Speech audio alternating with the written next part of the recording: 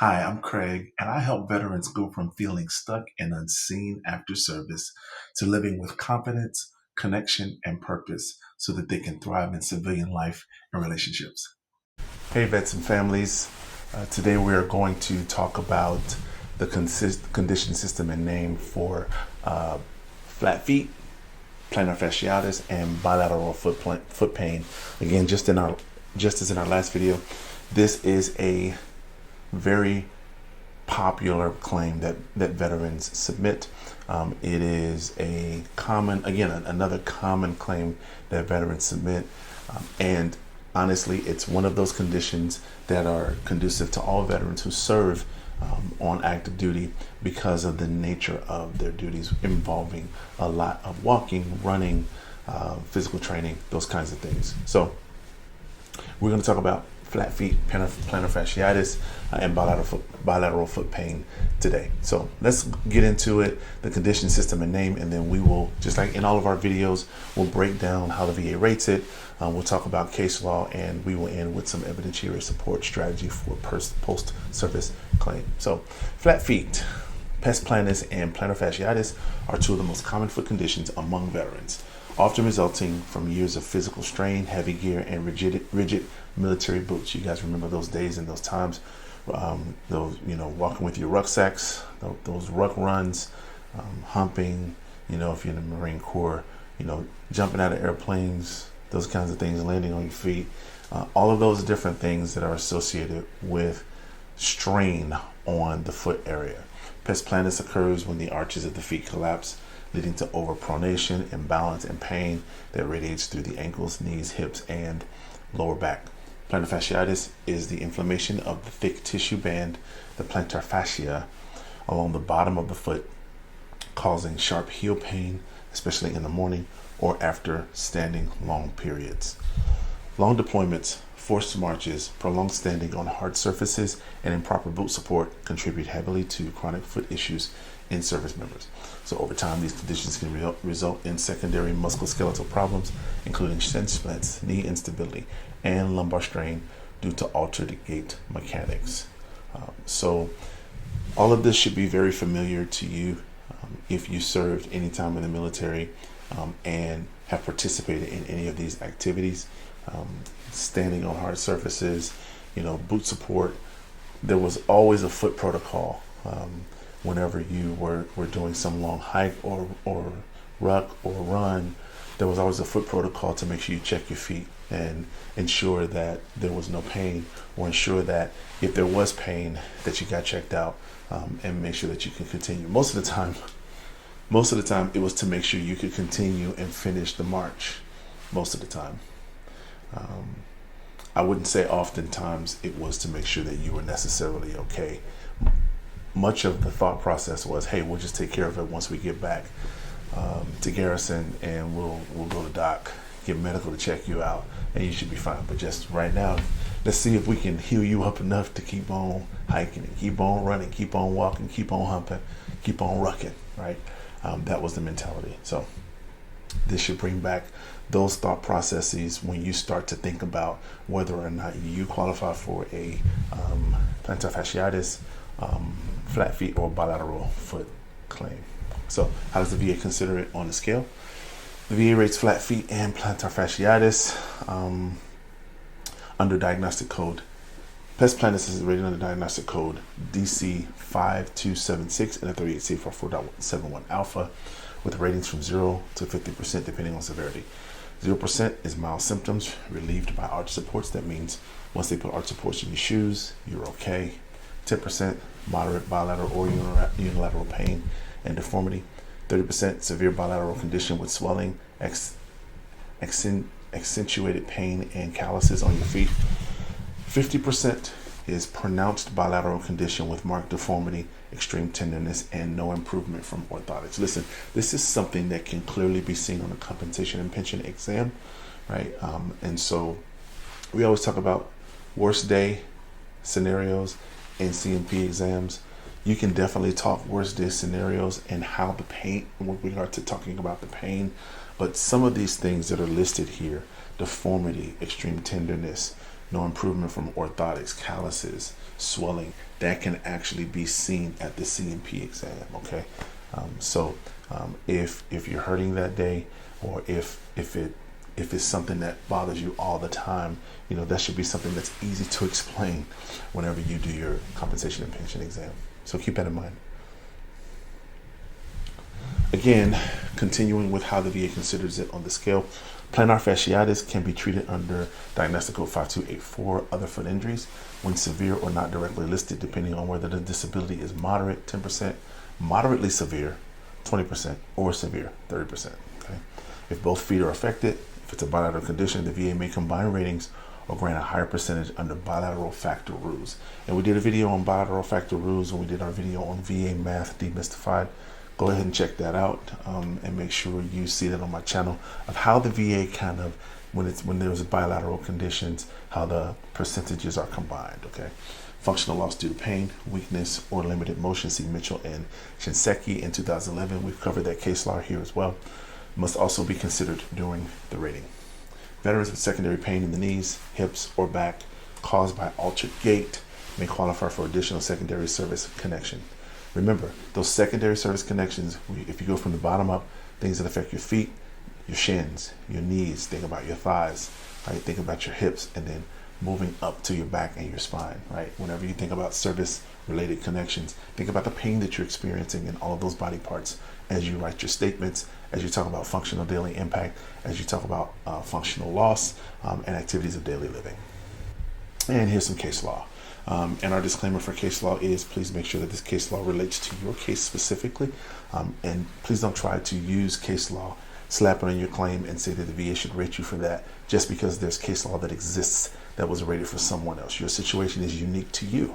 Okay, and you've got to be able to prove your situation, prove your issue, prove your condition to the VA on your own merit. Okay, so Falzone versus Brown, 1995, the court ruled that a veteran's lay testimony describing chronic pain and visible symptoms such as swelling, calluses, or deformity can establish continuity of symptomology even without in-service medical documentation. Mitchell versus Shinseki clarified that pain itself can cause functional loss.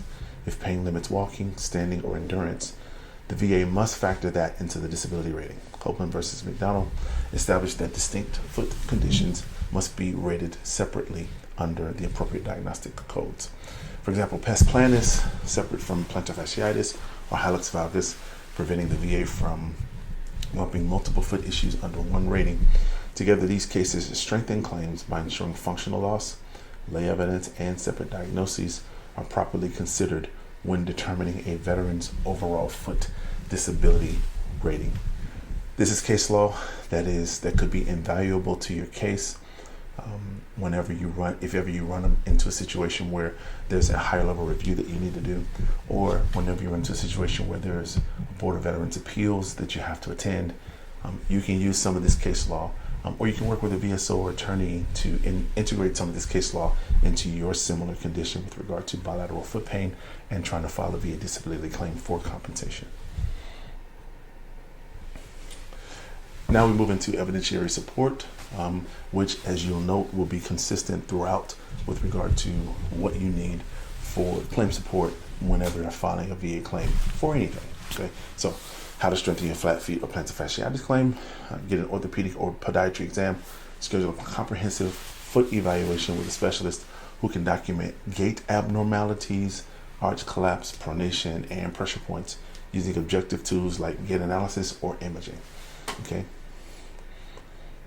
Listen, I really don't know what else to do to show you guys how you build evidence for your claim. Like, I don't know what else to tell you.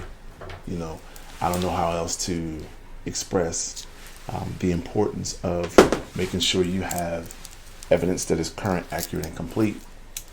Making sure you speak with specialists who know what they're doing, right? Making sure you're as detailed as possible in everything that you submit. All right. If I were you, I would just snapshot this. Like, whenever you go to ortho or podiatry, comprehensive foot evaluation, okay, with all the details, all the pain. This is your opportunity to tell your story through diagnosis. I don't know who's watching these videos. I really don't know who's watching these videos. here's what I do know. Here's what I do know. These are the type of videos that you're going to need in order to be successful. And listen, guys, I am not just saying that because I'm the one making the videos. I'm saying that because when you look at the landscape of VA claims and how so much is changing, the very best case that you have for yourself, is to stick to the rules and stick to the ethical way of doing things, and getting authorized sort of specialists, people who are qualified to do what they do, and knowing what questions to ask them. Listen, you know what I often say, and this is a detour from this video. I don't even know why I'm going this way, but I'm gonna stay on this line. What I often say is, it's not necessarily about knowing like the right answer or the template or anything like that. It really is about knowing the right question to ask. Right? Knowledge and wisdom is gained by asking the proper questions. So if you find someone, it's much better to pay for a specialist to, number one, diagnose you properly, and number two, give you the tools that you need to get well. It's better to do that than to pay someone to write how messed up you are and you don't even understand what they wrote. Like, it's so much better to do things in a more ethical way. And let's do it that way. There are already eyes on veterans all over the place. Do it the right way. Okay, so off soapbox again. Submit clear visual evidence if your condition is visible. Okay, for example, if you've got fallen arches or calluses or swelling or bruising, photographs can help support your claim, particularly when paired with your medical evidence. Okay, use lay statements. Ask your spouse, co-workers, or fellow service members to describe how your foot pain impacts your mobility, work attendance, and daily activities. This supports your functional loss argument. Okay, functional loss of daily, impairment of daily activities. Things we always talk about on this channel and other YouTube content creators have talked about as well. Okay. And finally, part two, you want to show consistent treatment history, include medical records, orthotic prescriptions, and pain management notes to show ongoing treatment and chronicity since service. Link secondary conditions. If you develop knee, hip, or back pain due to altered gait from flat feet, request a medical nexus opinion connecting those secondary disabilities to your foot conditions. You can request second opinions from doctors that you are seeing, from specialists that you've seen, from treatment notes that you have, whether in your current service records or your post service records or VA treatment that you've received. You can always get evidence to prove a nexus. Okay, don't necessarily have to get a specific written nexus letter stating that the last time they saw you 2 weeks ago, it seemed to them that it was as likely as not. Don't do that. Just do things the right way. Okay. Highlight occupational impact. Note how pain limits standing, walking, or running endurance, which directly aligns with the VA's focus on occupational impairment under disability criteria. I appreciate you guys watching this video. Thank you for listening to my rants and my soapbox arguments. But there's always a method to my madness, and these things mean something, right? And they're going to mean much more to veterans in the days to come. So I just want to make sure that you are submitting current, accurate, and complete claims so that you can win a favorable claim and you can honestly and with integrity get the claim that you earn and get the care that you need for your body, for your mind, socially, mentally, physically, spiritually, and occupationally. Please like and subscribe to this channel, like this video, and like other videos on the channel, and please share these videos with other veterans who you think might need them. And as always, guys, live royally and live well. Thanks for watching, and I'll see you next time. I hope you guys enjoyed this video. Thank you for watching. If you want any more information about the subject of this series, be sure to check out the playlist right here. And remember, live royally and live well. Thanks for watching, and I'll see you in the next one.